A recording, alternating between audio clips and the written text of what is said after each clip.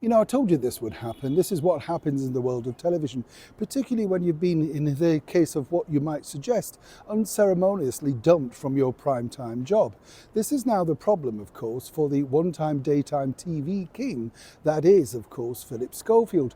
Back on television this week, Castaway, and apparently going to be revealing lots of bomb knots along the way.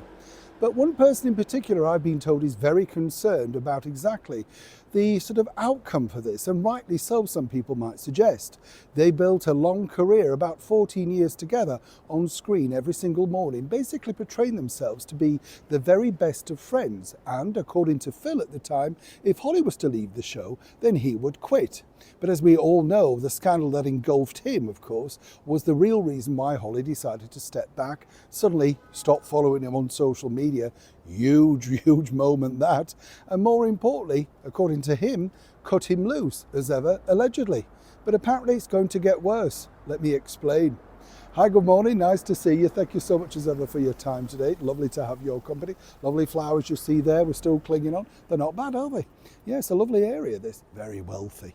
I know, I hope they don't mind. Well, I've offered to take the bins out for letting them stand here, yeah. Well, you've got to offer something, haven't you?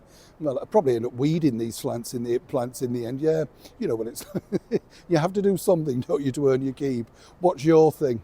And well, yes, I don't mind. Oh, hang on a minute, somebody's coming. The big problem, as you can imagine, for Philip Schofield is trying to reinvent himself. It's not going to be easy simply because he decided to pick this particular venture, Castaway, because it basically portrayed him in a light where he could talk to camera, he wasn't going to be interviewed, nobody could say he was being influenced, all of that sort of stuff.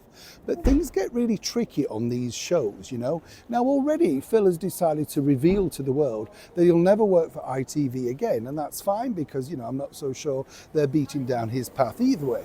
But moving forward, you know, he is looking for some kind of comeback.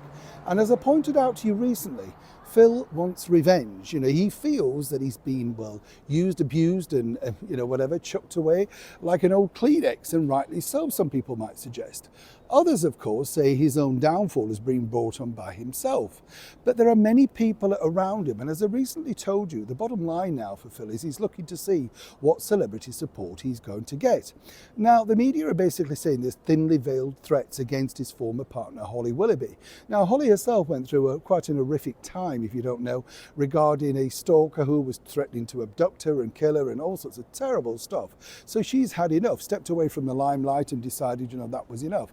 She's slowly making her way back, but according to sources has now been left distraught because all of this particular story is coming back once again. She thought she'd drawn a line under it, and also, if you remember, Philip Schofield basically said that he didn't see a way back into the media or indeed the limelight. So she must have figured that's fine, we can now call it quits and move on.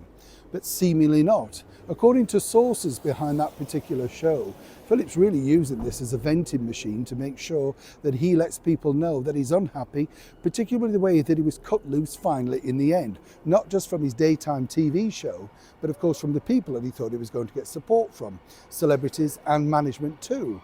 Either way, apparently he's boxed Holly into this particular vendetta, and right now he's looking to see exactly how he can extract that, making sure that both sides of the story get revealed.